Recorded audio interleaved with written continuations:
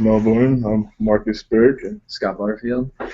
we are both fiction writers, graduates of the Iowa Writers Workshop, and we are currently inside of the Die House right now. All your darlings go to die. Well, I guess. Okay, yeah. So here we'll take on this little walking tour. So this here is the Glenn Schaefer Library, where all of your writerly needs can be taken care of, and you can get any book that you'd like here from an Iowa Writers Workshop graduate. And this is also, there's an amazing view here in the library over the Iowa River. And there have been eagles circling all day. We're sorry that they're not here for you right now. But yeah,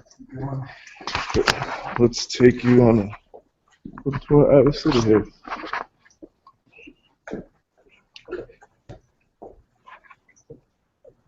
And now, a lot of people have come here before. Should we just stop in and say, is Paul there? Say hi. Say hi. You want to say hi to Melbourne? As I said, you want to say hi to Melbourne, Paul? Well, we're in Iowa City, and we've run into Paul Harding. Hey, Melbourne. Grab your coffees. Grab your coffees. Yeah. This is another perk of being in Iowa City. You run into writers all the time. He is working. He is working. He is hard at work, so we're going to leave him be. Take care. Alrighty. And we're just walking these.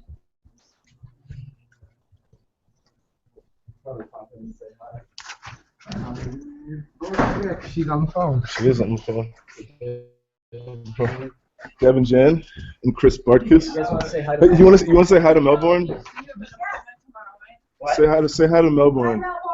This is Deb West and Jan Zenzik and Chris Bartkus. Melbourne Book Festival. We're in the real Die House. Yes, in the real Die House. One last look at the warmth before we head outside. Oh, watch out. Alrighty. So here we are, right outside of the Die House. Die House is right at the top part of the campus, so everything downhill from there is the campus. This kind of stands right at the pinnacle, so that's pretty nice in terms of the viewpoint. Yeah, you can look back at the house. And so this is the legendary Die House of the Iowa Writers Workshop. Remember, where all your darlings go to die. And now we're just going to walk kind of down the main street here and go towards Prairie Lights. We'll go toward Prairie Lights, and Iowa City is a great city.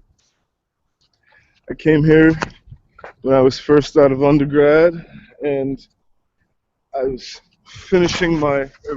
really just beginning my novel. And what I really love about Iowa City is that it's optionally social.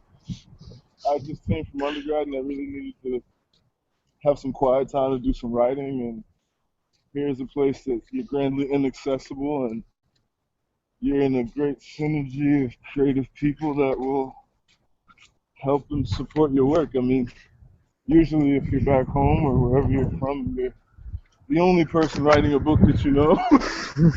We're here.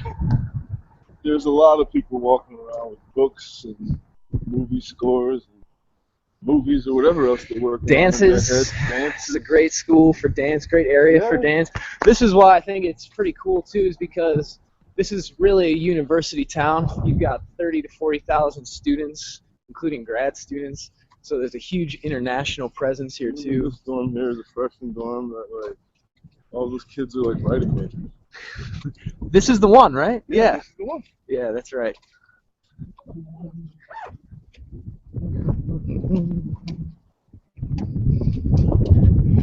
And you guys, doesn't look like it, but it's bitterly cold. See Marcus bundled? This is a typical February in Iowa, which sometimes makes it another good reason to be here, because you can be shut up warm in your house, right? Whew.